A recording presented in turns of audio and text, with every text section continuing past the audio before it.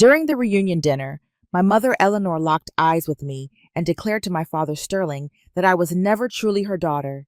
She was a burden that had to be addressed. My glass of wine was tainted, yet they overlooked one crucial detail.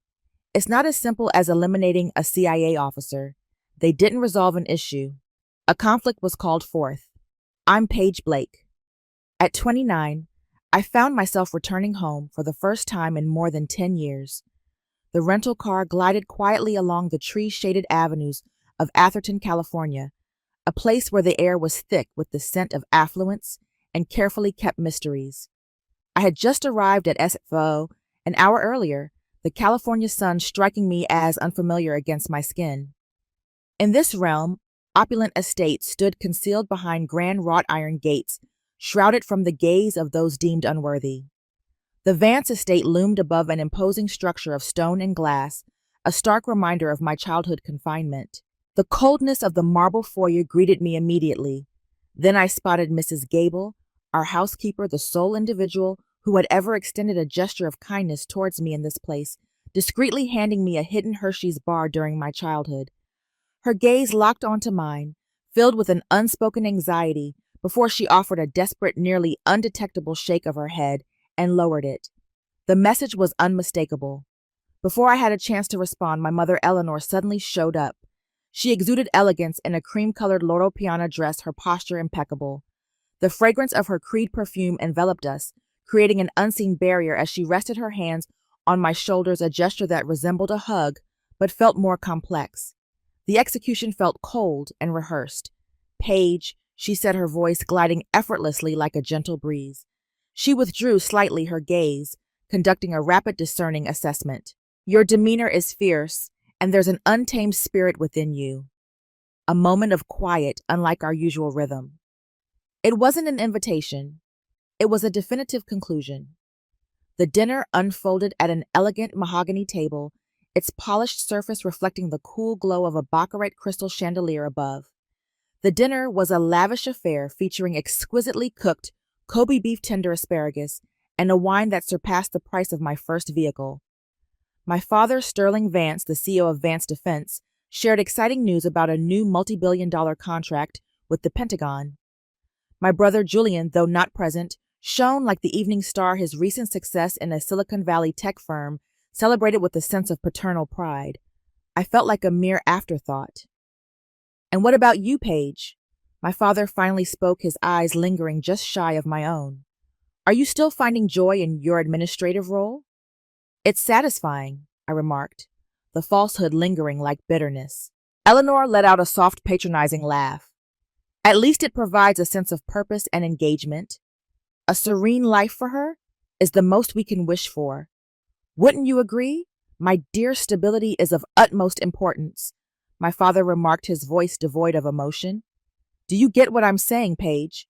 "I see what you mean. I was the chaos that required careful handling." Eleanor had the nerve to bring up her latest philanthropic endeavor, a charity aimed at helping displaced children. The duplicity was so striking, it bordered on impressive. Then came the wine. Eleanor lifted a bottle of 2014 Opus One, a wine whose price could feed a family for a month. She poured a generous amount into my glass, the deep red liquid swirling like a dark promise. "Drink, dear," she said, her smile perfectly placed to your return. My training, forged in the unforgiving crucible of the farm, screamed. Every instinct was on high alert. I raised the glass, taking a small evaluative sip, just enough to taste. One sip was more than enough.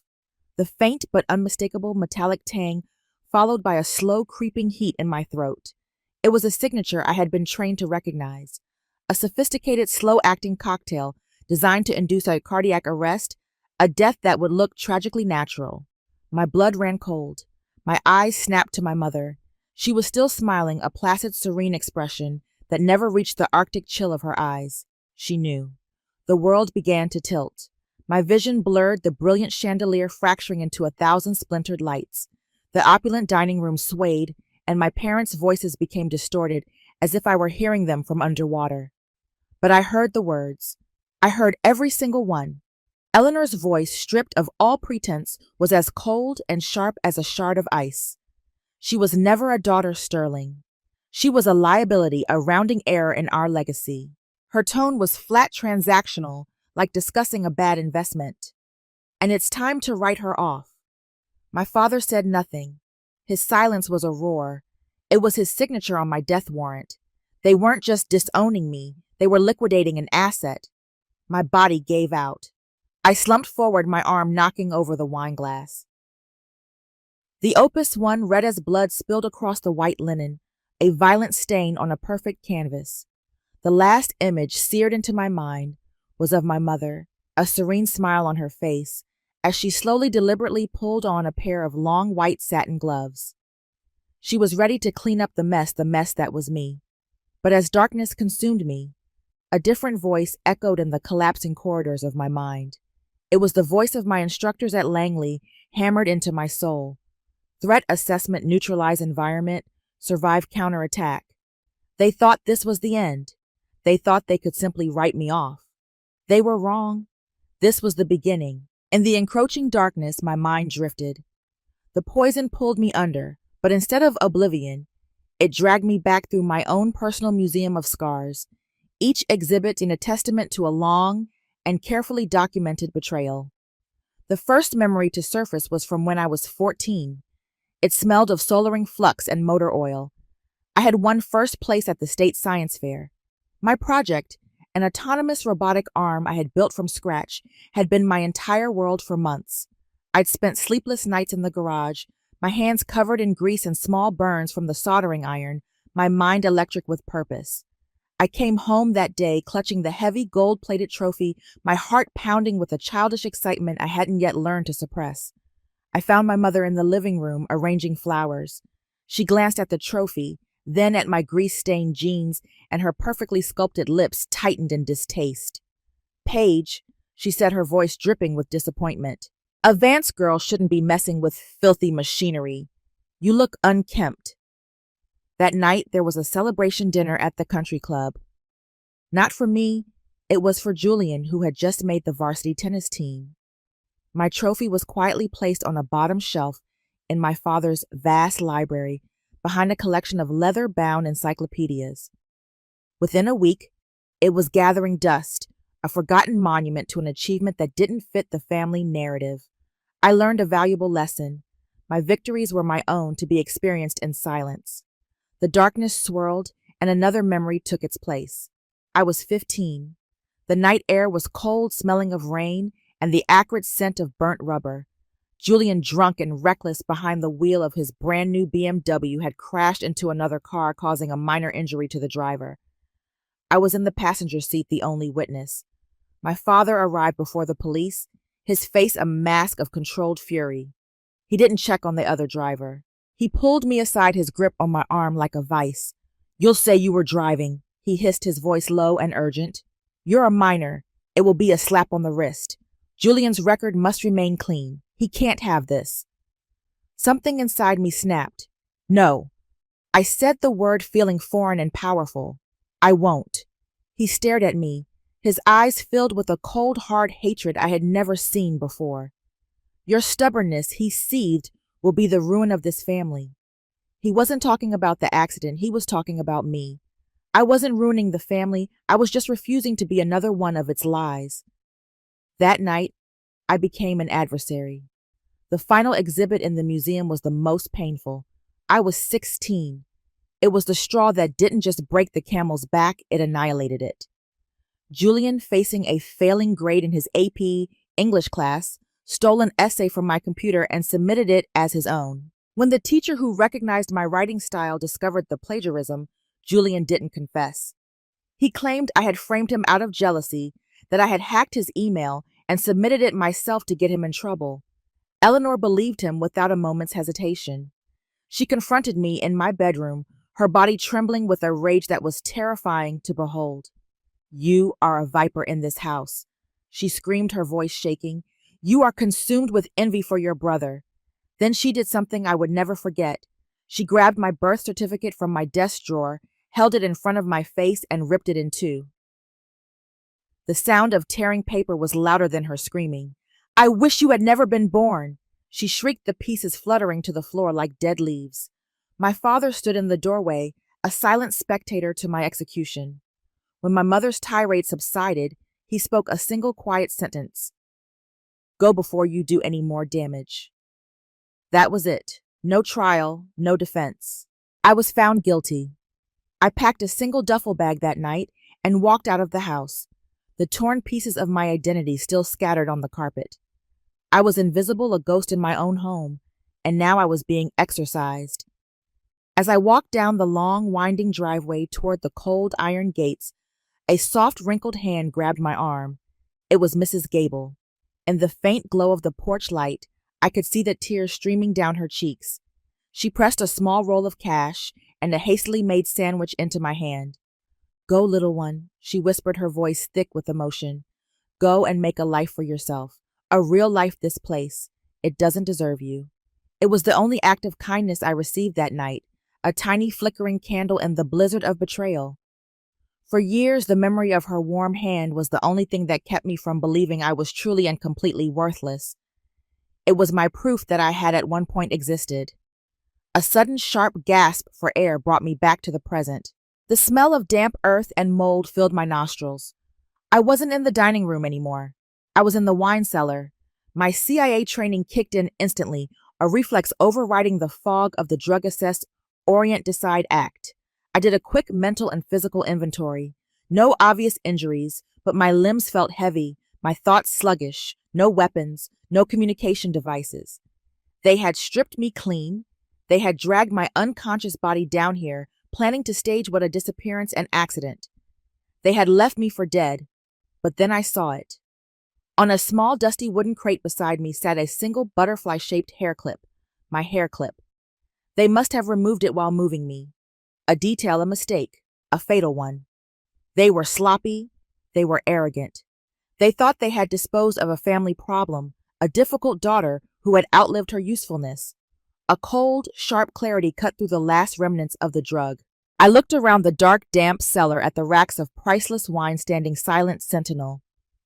I thought of the girl who won the science fair, the girl who refused to lie, the girl who was cast out into the night with nothing but a duffel bag, and I had to ask myself, did they really think I was still that 16-year-old girl?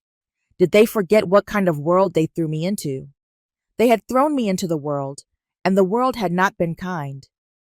After leaving Atherton with the few $100s Mrs. Gable had given me, I fled to the sprawling, anonymous concrete jungle of Los Angeles. I learned the hard way that survival has a steep price. My first few weeks were a blur of sleeping on park benches in MacArthur Park and checking into squalid motels that smelled of damp desperation. I learned the sharp, gnawing ache of real hunger, a feeling utterly alien to the girl who grew up with catered meals. I took any job that would have me. I washed dishes in a sweltering Mexican restaurant in Boyle Heights, my hands raw and blistered. I cleaned toilets at a movie studio in Burbank, invisible to the glamorous people who swept past me. It was there on my hands and knees scrubbing a floor that I glanced up at a television monitor in the lobby, and I saw her. My mother, Eleanor Vance, was at a charity gala bathed in the soft glow of television lights. She was delivering a speech about compassion and social responsibility, her voice ringing with false sincerity. The Chiron at the bottom of the screen announced she had just donated $2 million to the cause. She was donating millions to save the world, while her own daughter miles away was debating whether a loaf of bread with the first spots of mold was still safe to eat. The image of her perfect, benevolent smile on that screen was the most profound humiliation I had ever endured. It wasn't just that they had cast me out. It was that they had forgotten me so completely. That winter I nearly broke. One night a torrential rainstorm swept through the city. I was soaked to the bone, shivering uncontrollably under the flimsy awning of a closed storefront, the cold seeping into my marrow. I was hungry, exhausted, and utterly alone. For the first time, I considered giving up, just letting go. That's when an old man appeared through the sheets of rain. He was broad-shouldered and weathered, with the unmistakable posture of a former military man. He was the owner of a small, gritty boxing gym next door. He didn't ask questions, didn't offer pity.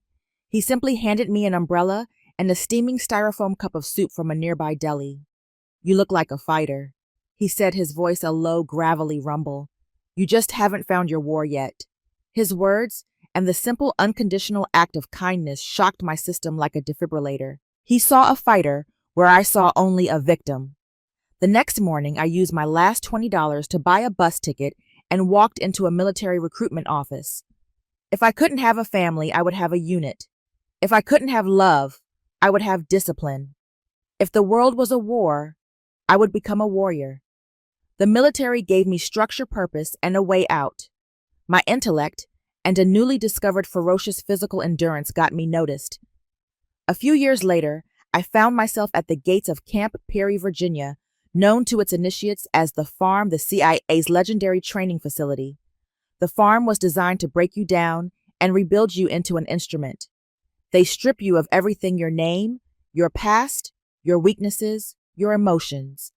They teach you how to lie with a steady pulse, how to withstand brutal interrogation techniques, how to turn your body and mind into weapons. The training was a special kind of hell, but for me, it was also a sanctuary. I channeled my pain. During brutal hand-to-hand combat drills, my opponent's face became Julian's. During psychological endurance tests, when instructors screamed insults to break my will, I didn't hear them. I heard Eleanor's voice telling me I was a viper, a disappointment. My family had given me a lifetime of unauthorized training for this place. They had made my pain my greatest asset. I graduated at the top of my class. I learned how to disappear in a crowd, how to read a man's intentions in the flicker of his eyes, how to survive in a hostile city with nothing but the clothes on my back. I became a ghost and operative, a tool of the United States government. But deep down, my motivation wasn't blind patriotism. It was survival. Every skill I acquired, every language I mastered was another brick in the fortress I was building around my heart. They taught me how to feel nothing when necessary. It was the greatest gift and the most bitter curse they could have ever given me. And now, standing in the cold, damp wine cellar of the Vance estate, I finally understood my true inheritance. It wasn't stocks or real estate or a name that opened doors. My inheritance was the scars, the resilience, the lethal silence I could deploy at will. My father had built an empire of steel and gunpowder. I had built myself out of ash and betrayal. I looked at my hands, no longer soft and manicured, but calloused and capable. I thought of theirs, my father's signing contracts, my mother's pulling on satin gloves, and I wondered whose weapons were more powerful. It was time to find out. Using the butterfly hair clip from the cellar, I picked the lock on a little used service door and slipped out into the pre-dawn quiet of Atherton. I stole a car from the long-term parking at a nearby country club and drove south the miles, creating a desperately needed buffer between me and that house. I found a cheap motel in San Jose, a place of peeling paint and transient shadows, and paid in cash. Alone in the musty room, the adrenaline began to fade, leaving behind a profound, soul-deep isolation. There was only one person on the planet I could turn to. From a burner phone I'd purchased at a gas station, I initiated an emergency contact protocol I had prayed I would never have to use. Through a complexly encrypted network, I sent a single coded word to a single recipient compromised. The recipient was a man named Luca, codename Spectre. He was the senior case officer who had recruited me, a living legend within the CIA, who had not only survived the Cold War, but had thrived in the shadowy conflicts that followed. To most of the agency, he was a ghost. To me, he was the only person who had ever truly seen me. The burner phone vibrated exactly 10 minutes later. I answered, my heart hammering against my ribs. Blake's situation report. Luca's voice came through calm and steady, utterly devoid of panic. He sounded as if I were merely calling to report on the weather in Northern California. My own voice was shaky, but I forced it into the clipped, precise cadence of a field report. Drugged, detained, attempted termination suspects are my biological family. There was no hesitation on the other end, no flicker of disbelief, just a calm acceptance. Understood, he said. Sanctuary protocol is now active. Find a secure location and lay low. I'll handle the back end from here. He paused, and then his voice softened almost imperceptibly. You are not alone. Those 4 words hit me harder than any physical blow. You are not alone. For 12 years since the night I walked out of that house with the duffel bag, I had been utterly and completely alone. For the first time in a cheap motel room that smelled of stale cigarettes, that was no longer true. I had an ally, I had backup. My mind flooded with memories of Luca. He wasn't just the man who taught me how to plant a listening device or escape a pair of handcuffs with a paperclip. He was the man who sat with me in a sterile debriefing room after my first mission in Bogota, where I had witnessed horrors that still haunted my nightmares. He hadn't offered me empty platitudes or told me to toughen up. He had simply quietly brewed a cup of Earl Grey tea, the kind he remembered I liked, and set it in front of me. The pain is part of the job, Blake, he had said, his gaze steady and knowing. How we carry it is what defines us. He taught me how to forge that pain into armor instead of letting it become a cage. He saw the fire in me, the resilience born of my fractured past, and he believed it could be used for good. In the world of intelligence, paranoia is a survival instinct. You trust no one. Yet Luca trusted me implicitly and absolutely. He didn't ask for proof or question my story. He knew me. He knew the integrity I had fought so hard to build from the wreckage of my childhood. His unwavering belief was a powerful antidote to the years of accusations and contempt I had endured. It was a lifeline reminding me that a person's worth isn't determined by the family they were born into, but by the people who choose to stand with them. He was my chosen family. A secure message came through to the burner phone an hour later. Luca had set up a temporary new identity for me, a clean source of funds, and a short curated list of trusted assets on the West Coast. This is your war, Blake, the message read. But you will be armed. Use these resources wisely. I stared at the list. My training had given me the skills of a ghost. But this list gave the ghost teeth. The first name was Anya Sharma, a high-powered attorney in San Francisco, renowned for taking on and taking down massive corporations. I took a deep breath, feeling the warmth of that invisible support from thousands of miles away. It was a shield of promise. I was no longer a victim cowering in the dark. I was a case officer with a mission. I picked up the phone. My counteroffensive had just begun. Anya Sharma's office was in a sleek high-rise in San Francisco's financial district, a world of glass and steel that felt a universe away from the shadows I inhabited. The view from her floor-to-ceiling windows was a stunning panorama of the bay, a backdrop of power and influence. Anya, a sharp, formidable woman of Indian descent, wore a tailored Tom Ford Cézanne suit like a second skin.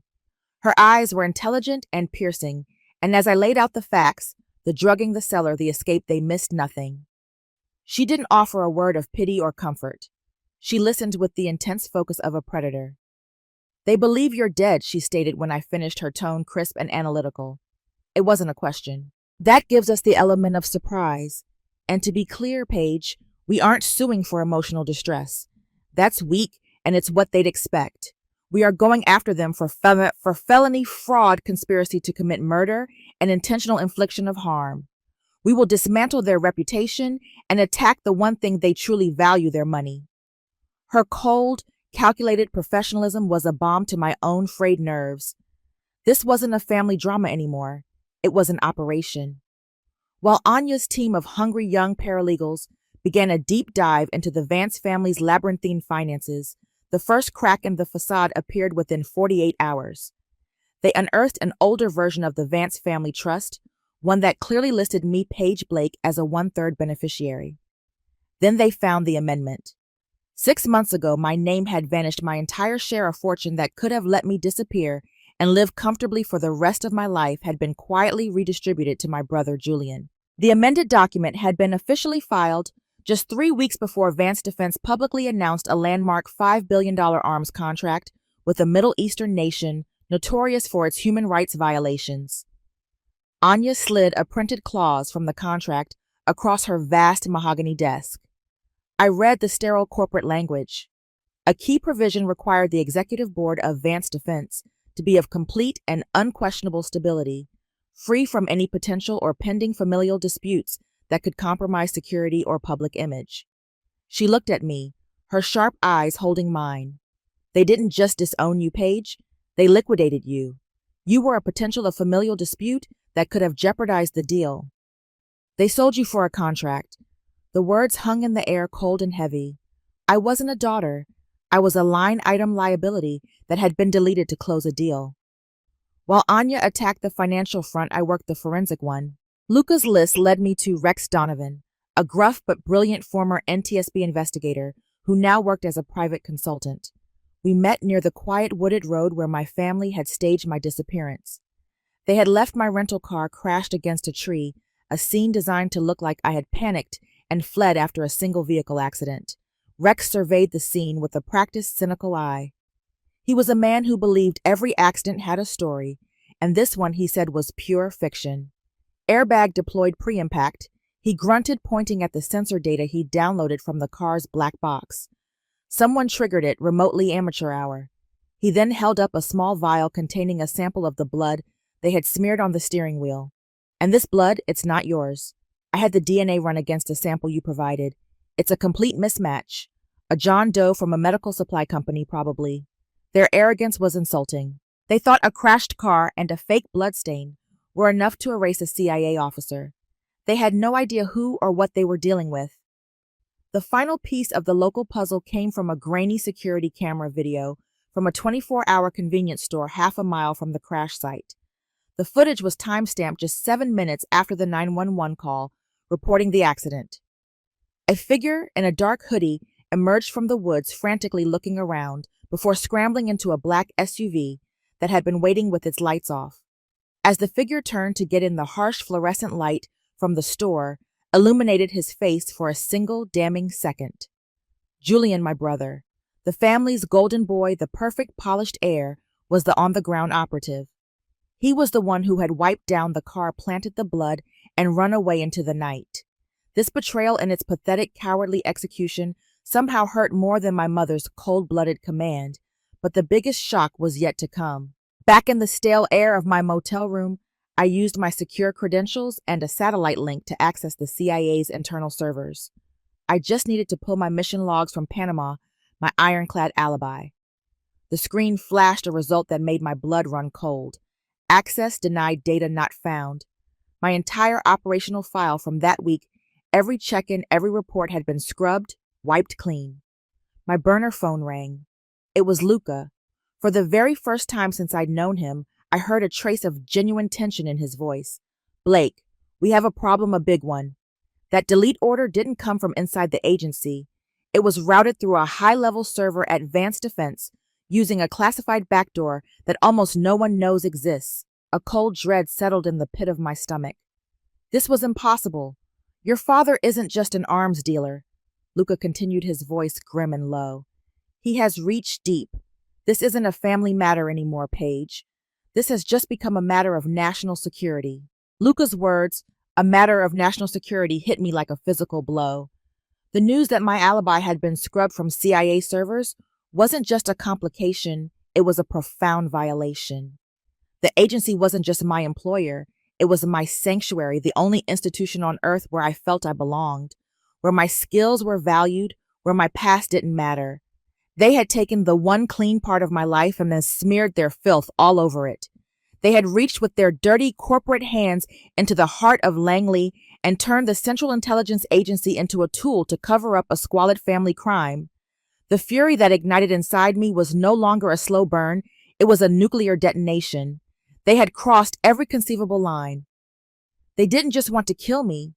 They wanted to erase my very existence, to wipe out the years of service I had given to my country, as if they had never happened. I stumbled into the cheap motel bathroom and stared at my reflection in the cracked mirror, but I didn't see my own face. I saw my father smug and bloated with power. I saw my mother's serene sociopathic smile. I saw Julian's empty, cowardly eyes. They had taken everything from me, my family, my name, my past, and now my honor as an officer. The final tether snapped. The dam of restraint that had taken me years to build shattered into a million pieces. The time for defense was over. The time for survival was over. Now it was time to attack.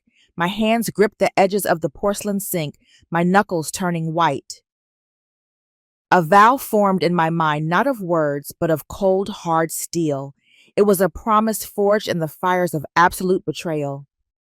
You made me a weapon, I whispered to the reflection, my voice a low, dangerous rasp. You taught me to hunt in the dark. You taught me to exploit weaknesses, to set traps, to wait for the perfect moment to strike. You made me this monster to serve your purposes. I leaned closer, my eyes locking onto the stranger in the mirror, and now this monster has come home. I pulled out the burner phone, my hands were perfectly steady now. The rage had coalesced into something far more dangerous purpose. I dialed Luca, he answered on the first ring. Blake. Spectre. I need something. I said, my voice devoid of emotion. Something off the books. There was a long pause on the other end. I could hear him weighing the risks, the implications. Go on, Blake. I need the current identity and location of Marcus Thorne, former lead auditor for Vance Defense. The official record says he died in a car accident 5 years ago. I don't believe it. This was a massive ask. Using agency resources for a personal vendetta could land me in a federal prison. It was a line I had never dreamed of crossing. But they had dragged the agency into this. They had made it a matter of national security. Now I would use that to my advantage. Luca was silent for another moment. He understood. I'll see what I can do, he said finally. But be careful, Paige. The path you're on now, there's no coming back. I know, I said. I'm not planning on it. While I waited for Luca, I made another move, one that was arguably even riskier. Using a layered anonymizing protocol I'd learned at the farm, I sent an untraceable text message to a company phone belonging to a woman named Chloe Mercer. She was a mid-level archivist at Vance Defense. Her father, a brilliant engineer, had been a Vance employee who had died of a sudden heart attack years ago, shortly after being discredited for raising concerns about a missile guidance system. The message was simple, just one sentence designed to plant a seed of doubt in fertile ground. They lied about your father's death, and they're lying about a lot more. I know some of you listening might think this was reckless, a gamble I shouldn't have taken. But I have to ask you, when you've been pushed into a corner with nothing left to lose, wouldn't you take a chance? Wouldn't you roll the dice on the one person who might understand what it's like to have their family's honor destroyed by the same people? I didn't know how she would react. She could report me, she could ignore it. But in an asymmetrical war against a giant, you don't win with brute force. You win by creating allies in the most unexpected of places. I had just lit a fuse deep in the heart of the Vance Empire. Now all I had to do was wait for it to burn. A few hours after my request, an encrypted message from Luca appeared on the burner phone. It was brief and to the point. Thorne alive, alias, in Bend, Oregon. Coordinates attached, extreme caution. Advised subject is paranoid and armed. I didn't hesitate. I drove through the night, pushing the stolen car across the desolate highways of the West Coast. Bend, Oregon, a small town nestled in the shadow of the Cascade Mountains, was the perfect place for a dead man to hide. Following the coordinates, I found Marcus Thorne's cabin deep in the woods, isolated and defensive. A thin curl of smoke rising from the chimney was a sign of life, but also a sign of fortification. This was not a man who welcomed visitors. I couldn't make a direct approach. I spent hours observing the cabin from a distance, my field training taking over. I analyzed his routines, his patterns. He was a creature of habit, and one of those habits was carrying a small caliber handgun. Holstered to his belt, even when just chopping firewood, I waited until he was outside, his back to the dense woods. I moved silently, approaching from his blind spot, and spoke from the tree line, my voice calm and low. Marcus Thorne, I'm not with Vance. He spun around in an instant, the gun in his hand, and pointed at my chest before I could blink. Who are you? He rasped, his voice hoarse from disuse. I raised my hand slowly, showing they were empty. My name is Paige Blake, I said, keeping my voice even. I'm the daughter Sterling Vance tried to have killed last week. His eyes narrowed with fear, and suspicion flickered. The fear didn't vanish, but a new emotion joined it, wary, desperate curiosity. He lowered the gun just an inch. Get inside, he commanded. The air inside the small cabin was thick with the smell of stale coffee, wood smoke, and years of resentment. The walls were a chaotic collage, a shrine to his obsession. Financial charts, newspaper clippings of Vance Defense's triumphs, and scribbled paranoid notes were pinned everywhere.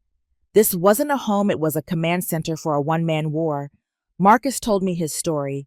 As the lead auditor, he had stumbled upon a multi-$100 million slush fund used by the Vances to bribe foreign officials and cover up catastrophic weapons test failures. When he was preparing to blow the whistle, they had arranged a car accident. They killed an innocent man, a drifter, and planted my ID on the body, Marcus said, his voice trembling with a rage he'd been nursing for 5 years. They erased me. He had been living in this self-imposed prison ever since, haunted by the empire that had destroyed him. He was a ghost just like me. I can protect you, I said, my voice firm. I can give you your life back, but I need your weapons. Marcus stared at me for a long time, his eyes searching mine for any hint of deception. Finally, he seemed to make a decision. He walked over to an old heavy iron footlocker, unlocked it, and pulled out a small digital audio recorder. I planted this in Sterling's private conference room the day before I died. He said, his hand shaking slightly as he held it out. Its voice activated it, recorded everything. He pressed play. A voice elegant and chillingly familiar filled the small cabin. It was Eleanor. The girl is the last loose end. Eliminate the liability. Everything will be buried. Then came Sterling's voice discussing with his lawyers how to handle Julian's various legal troubles, including a recent arrest in Mexico, quietly and permanently. It was all there, the conspiracy, the motive, the utter lack of morality. It was the smoking gun. When I returned to my motel in San Jose, another piece of the puzzle was waiting. An encrypted email had arrived from an unknown address. The sender was Chloe Mercer. I believe you, the message began. My father dedicated his life to Vance defense.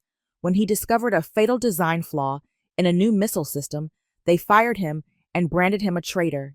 He died of a heart attack a few months later. My mother always said he died of a broken heart. I will help you tell me what you need. My gamble had paid off. I sent her a secure reply asking for 2 things from the Vance legal archives: the sealed records of Julian's arrest in Mexico and the original unamended version of the Vance family trust document. An hour later, the files were in my inbox. I had it all: the trust fund fraud, the staged accident, Julian's criminal record, and the audio recording of my own death sentence being ordered. I looked at the mountain of evidence on my laptop screen. My allies were the ghost of my family's creation, a disgraced auditor, a dead engineer's daughter, and me. Marcus had been right. It was time for the ghost to speak. The San Mateo Superior Court was a theater of power, and on this day it was sold out. The polished wooden benches were packed. Journalists hungry for a scandal were crammed into the press gallery, pens poised. Rival attorneys smelling blood in the water were scattered throughout the crowd. And of course there were the members of Atherton High Society, a flock of vultures in designer clothes, all eager to witness the private drama of the seemingly perfect Vance family explode into public view. I sat beside Anya, a silent still point in the swirling vortex of my own making. Across the room, my family occupied the front row as if it were a royal box. They were a perfect portrait of untouchable wealth and arrogance. Eleanor was immaculate in a winter white Chanel suit, her expression one of bored indignation, as if she were being forced to endure a terribly common civic duty. Sterling looked formidable and severe, the titan of industry wrongly bothered by a triviality. And Julian just looked bored, idly scrolling through his phone, a picture of privileged indifference. Their lead attorney, a slick corporate predator named Arthur Delacroix, radiated an oily confidence. They weren't just certain they would win, the possibility of losing hadn't even occurred to them. When Anya Sharma rose to speak, her presence calm and commanding, Delacroix immediately shot to his feet to cut her off. Your Honor, he began with a contemptuous sneer. This is a desperate and frankly pathetic attempt by a disgruntled, unstable daughter to extort money from her loving family. There is no case here, only a shakedown. We move for immediate dismissal. The judge, a woman in her late 60s named Judge Marion Shaw, was known for her sharp mind and no-nonsense demeanor. She peered at Delacroix over the top of her reading glasses, her expression unreadable. Mr. Delacroix, she said, her voice quiet, but carrying the weight of absolute authority. This is my courtroom. You will speak when I invite you to. For now, sit down, let Miss Sharma speak. Anya gave a slight nod of acknowledgement and turned to the large presentation screen behind her. The first shot was about to be fired. Your Honor, the defense claims my client Paige Blake was involved in a single car accident on the night of October 11th, after which she supposedly fled.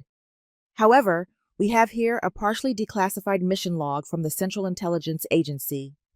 The document, heavily redacted, but with key sections legible filled the screen. This log proves that on that date, Officer Paige Blake was in fact conducting a sensitive national security operation for the U.S. government in Panama. A low murmur rippled through the courtroom, as if on cue, a side door opened, and a stern-looking man in a dark conservative suit entered. He approached the bench and in a formal tone identified himself as a representative from the CIA's Office of the Inspector General. He formally authenticated the document for the court. The atmosphere in the room shifted palpably. I watched my family. Delacroix looked flustered for the first time, his smug confidence faltering. Sterling's brow furrowed, his expression hardening from annoyance to concern. Eleanor remained impassive, a perfect marble statue of composure, but I saw her hand adorned with a massive diamond tighten on her expensive Hermes handbag.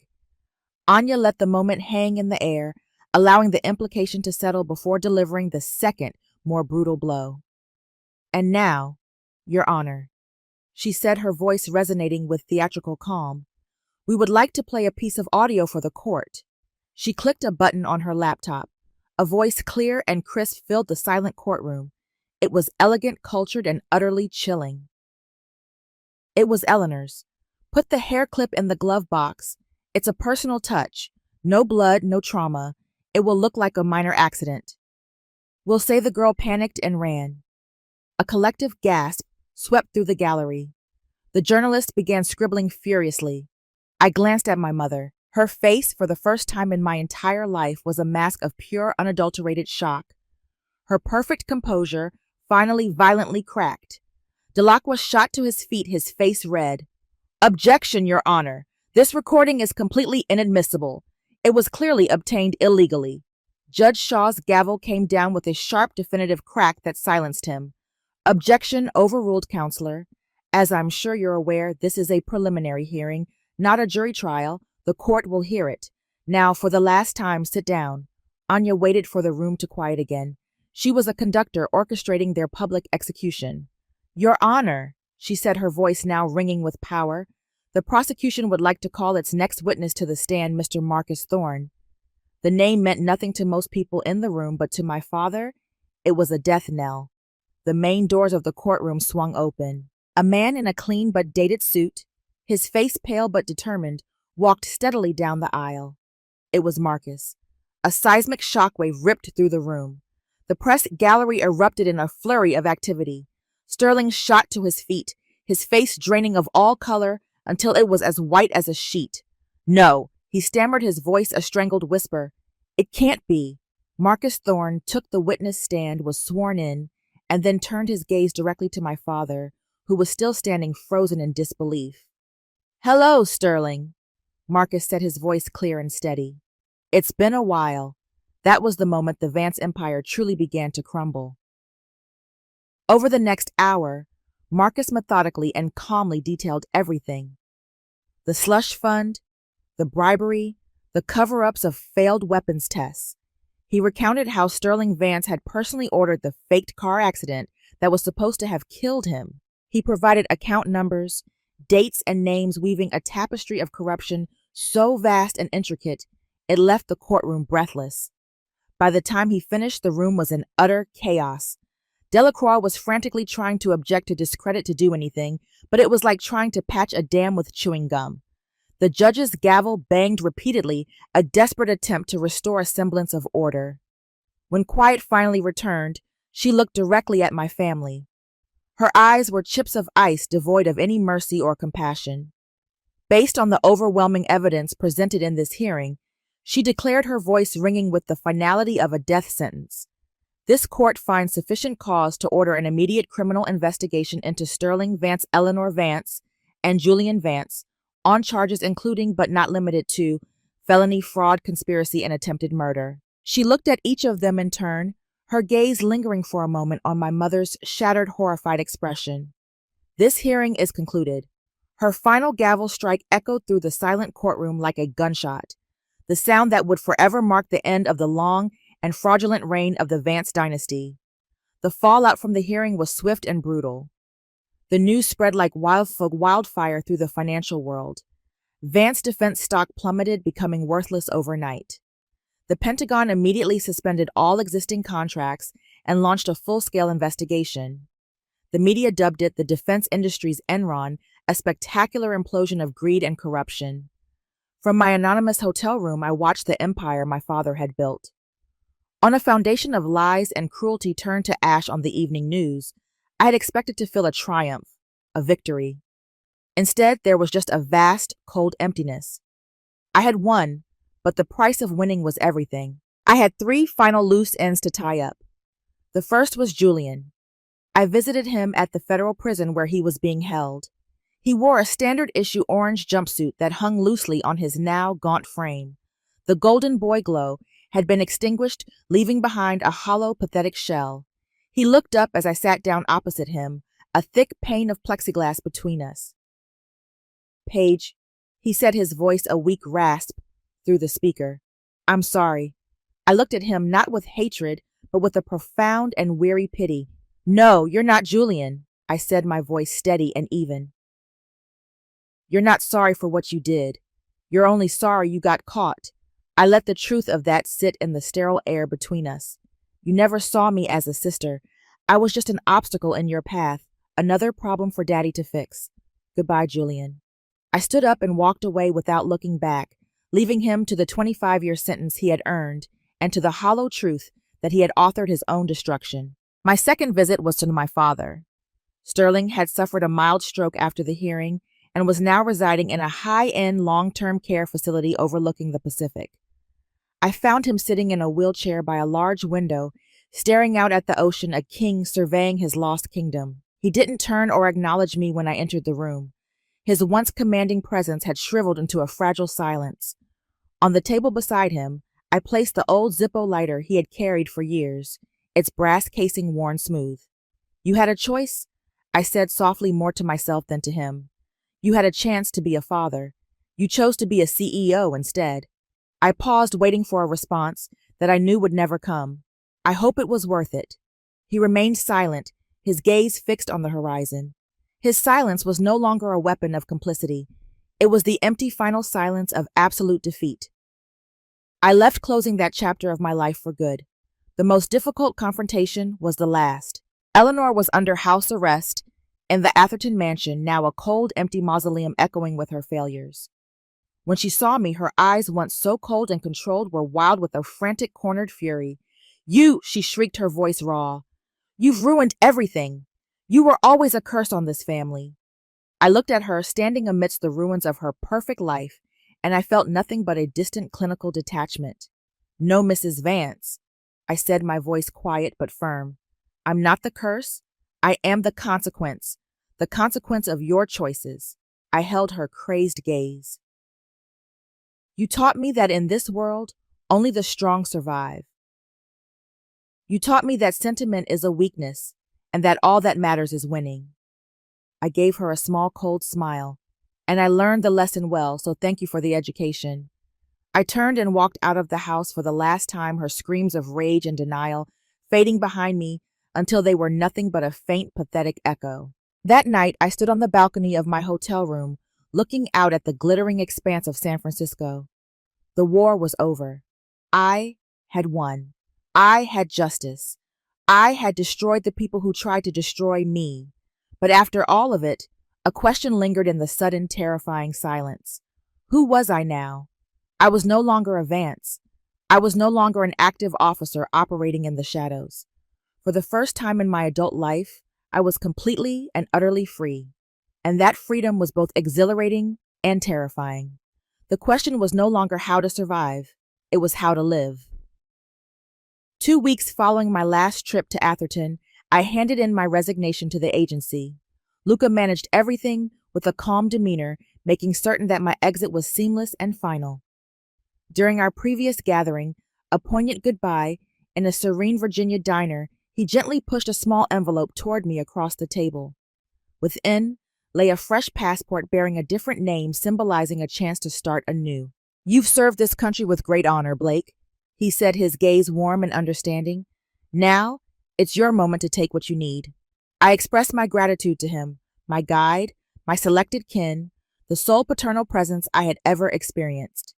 As I drove away from Langley for the last time, it felt like I was leaving behind a part of myself, a transformation taking place with every mile. The burden of being Paige Blake, a CIA officer, and the unwelcome daughter of Paige Vance, has finally been released. I had shed the life of a spy. I had reclaimed my power. I was merely a woman on a quest for a sense of belonging. I discovered a sense of belonging in the most unexpected setting, a quaint cabin nestled by a frigid lake in Maine. The winters here stretched endlessly, their harshness palpable, yet the profound stillness of the snow-blanketed terrain offered a soothing balm for the soul. The question that had lingered in my mind during my time in San Francisco regarding how to truly live started to unveil its answers in this place. I dedicated my days to rediscovering my humanity, moving away from the identity of a weapon. I immersed myself in books not to acquire knowledge, but to revel in the exquisite nature of the language. I found myself drawn back to the writings of Thoreau and Emerson, their thoughts on nature and self-reliance, echoing my own quest for tranquility. I began a modest indoor garden, discovering the uncomplicated joy of having the earth beneath my nails. One day, I found myself at a local animal shelter where I couldn't resist adopting a lovable, oversized golden retriever whose sad eyes tugged at my heartstrings. I chose the name Gable, a subtle homage to the one individual in that frigid Atherton home who had ever offered me a fleeting glimpse of genuine compassion. Several months into my fresh start, a little package came from Luca. Within lay my father's cherished Zippo lighter. Nestled beside it was a delicate handwritten note on sturdy cardstock. Your true legacy isn't defined by what was handed down to you. Rather, it's shaped by the challenges you faced and overcome.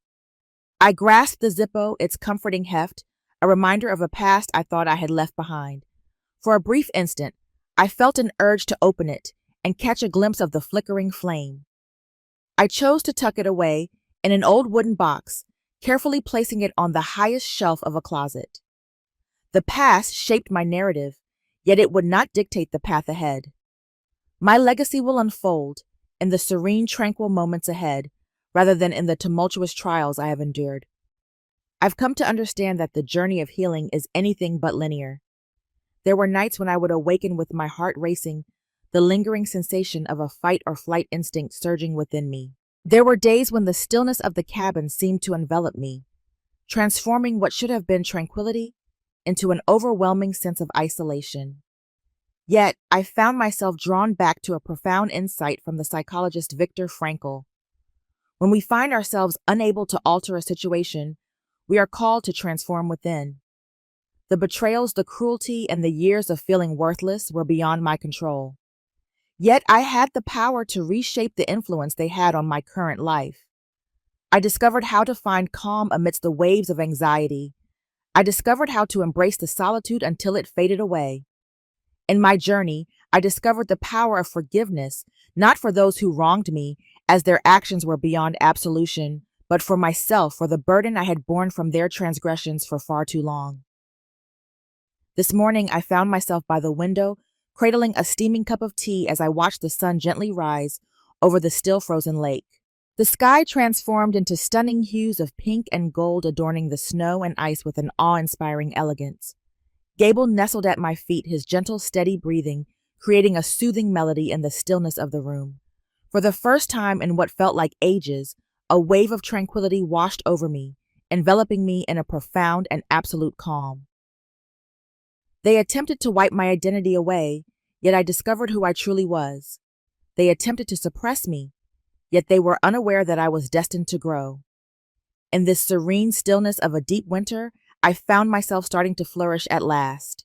My journey has reached a sense of resolution, yet I understand that for many of you here, your own narratives are still in the process of being written. Perhaps you've recognized elements of your own family within mine, or experienced the pain of feeling unappreciated. If you find yourself in this situation, remember that you are not alone, and your value is not defined by those who choose to overlook it. If my story has touched your heart, I invite you to subscribe to our channel.